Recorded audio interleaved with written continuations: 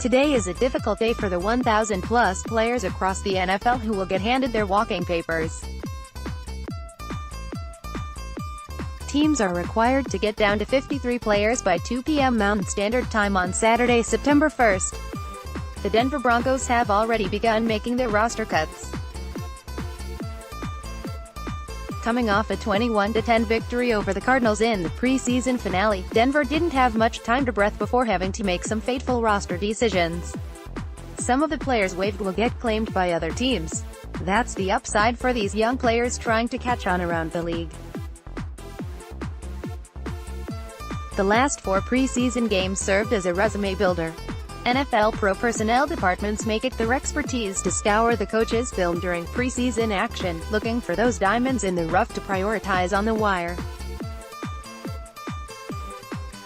Oftentimes players get cut who deserve to stick, due to politics outside their control. What's next for the Denver Broncos? Don't miss out on any news. Take a second to sign up for our free Broncos newsletter. More often than not, such players are quickly scooped up and claimed on the wire. Broncos are waiving, releasing almost 40 guys today, but they'll also be scrutinizing the wire for any of the names the pro personnel department has circled. Meanwhile, let's get to the players the Broncos have already parted ways with. Keep checking back on this post, as we'll be adding the names as they're waived, released in real time. It was a valiant effort from Jordan Leslie. The former BYU Cougar had himself a solid preseason in Denver. But the wide receiver depth chart is absolutely stacked. Leslie has NFL experience, so there's a chance he could catch on elsewhere. He finished the preseason with 9 receptions for 110 yards and a touchdown. The former Utah Ute played hard for the Broncos this summer.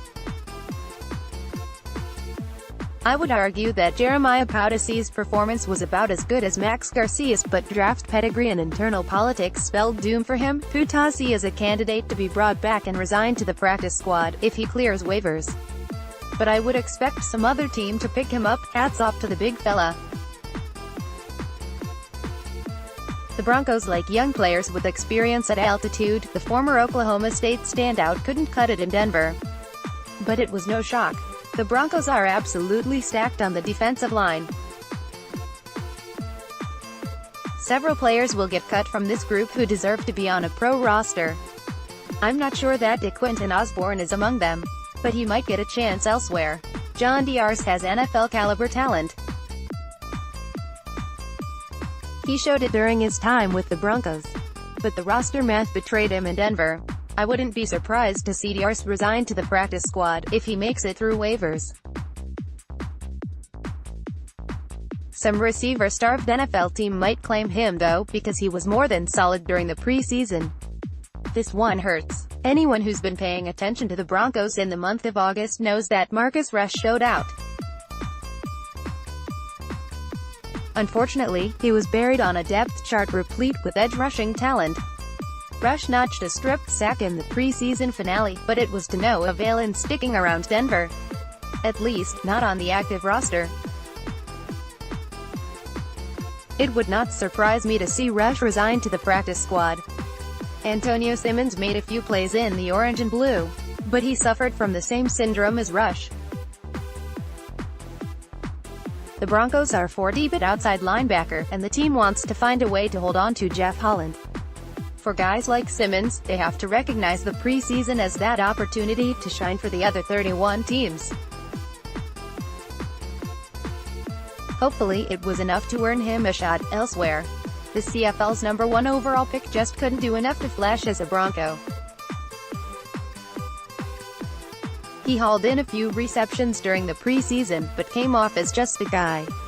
The kid has his strong suits, but he was facing an uphill battle to make an impact in Denver. There were simply too many mouths to feed. Mark Chapman might find work elsewhere. If not, he can always head back to the North and the Canadians. Marcus Rios saw time on Denver's active roster last year, after getting waived and resigned to the practice squad. He would go on to supplant Brendan Langley as Denver's #4 cornerback late in the year. It would not surprise me to see him follow a similar trajectory this year. Rios had some momentum during camp, but a brief bout with the injury bug derailed him. He's got talent. We'll see what the future holds for him. Michael Hunter was solid if unspectacular as a Bronco this summer. He faced a tough situation replete with politics outside his control. With two former third-rounders ahead of him on the depth chart, plus a top-heavy cornerback group, Hunter's odds were slim in Denver. You hope he makes it with another team. I just didn't see enough to warrant an expanded opportunity. Deshaun Williams is a former Clemson star who most certainly has a place in the NFL somewhere. Denver's D-line is stacked, though, which minimized his odds at making it here.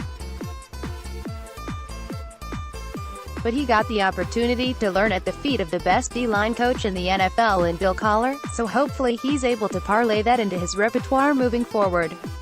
Williams has to be considered a candidate for the practice squad, if for some inexplicable reason, he slips through waivers. Another former Ute is handed his walking papers. In the case of J.J. Dillman, however, there is a chance he can stick around the organization as waived injured helped derail Dillman's roster prospects this year, but the former Bengals fifth-rounder still has prospects around the league.